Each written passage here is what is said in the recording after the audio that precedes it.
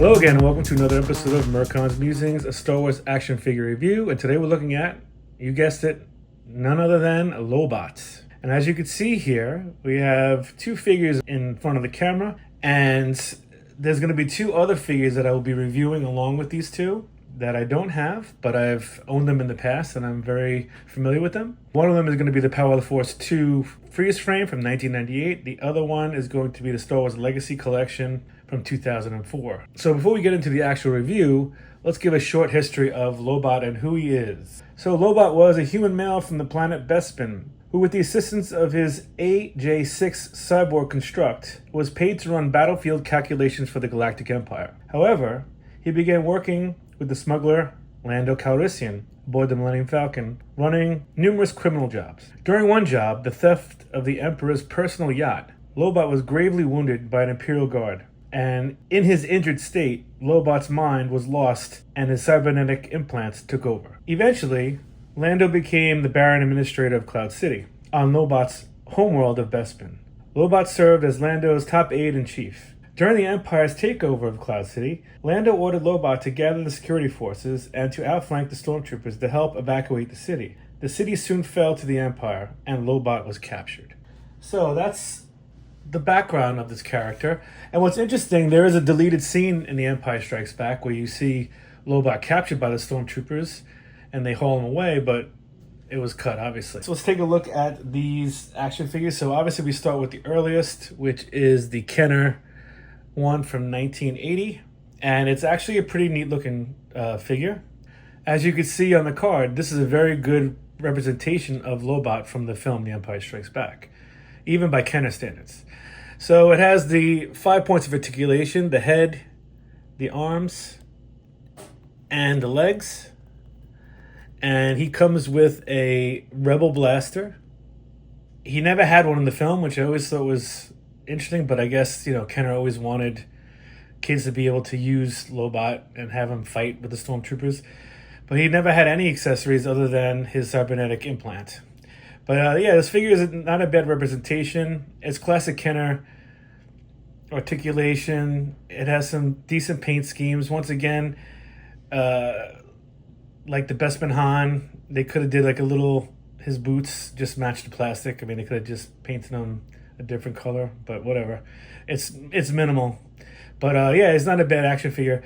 Even for someone that's in the film for a few scenes and really doesn't do much, but I see why they made this character, to go with the Bespin theme and the Bespin toys that came out. So we'll take a look at the second one. It's the Power of the Force freeze frame from 1998. And this action figure, much like all those Power of the Force action figures, they're a little too bulky.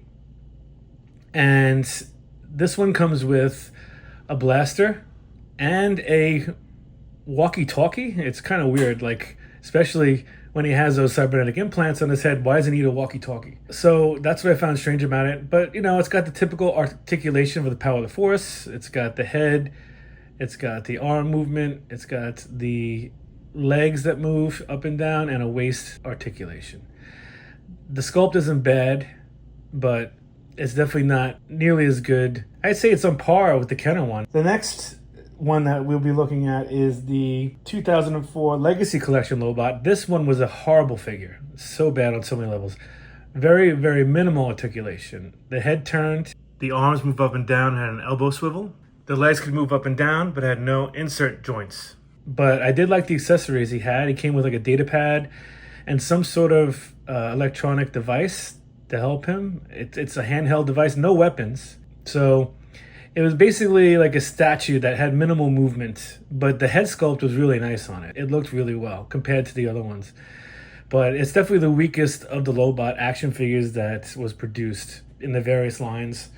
And finally, this leads us to the definitive version, which is the one you see in front of you on the card and loose. This is Vintage Collection 223, and this is a really awesome figure. I love this figure on so many levels. So as you can see, it's got some really cool sculpting. I mean, look at that like vest he's got on. The sculpting is phenomenal, and the articulation is through the roof on this. I love it. So the arms, they have the blousing of the fabric around the wrists, which I love. The arms have insert joints in the elbows, and the hands twist, right? The head is on a ball joint, it twists, and the head sculpt is really good. It looks just like the actor. I love the fact that this has a chest articulation, and once again, beautifully sculpted. If you look at the arms on him, like you can see the blousing, the fabric there. He's carrying a E11 blaster, Stormtroop blaster, even though he didn't have a weapon in the film. It's assumed, I guess, he got it from a stormtrooper when they led them away to jail on Cloud City. And he's got insert joints on the knees, and his feet twist different ways as well. So yeah, there's a lot of really good articulation on this action figure. This is totally the definitive version of it. As you can see, the back was very well done. His cybernetic implant has a lot of detail on it, unlike the other ones. There's multiple colors and some really cool sculpting going on it. It's probably the most screen accurate out of all the ones that were made. So yeah, this is definitely the definitive version of Lobot. So with that said, that's it for this episode of Merkon's Musings. Please hit like and subscribe, and we'll have another video ready for you soon. Have a good day.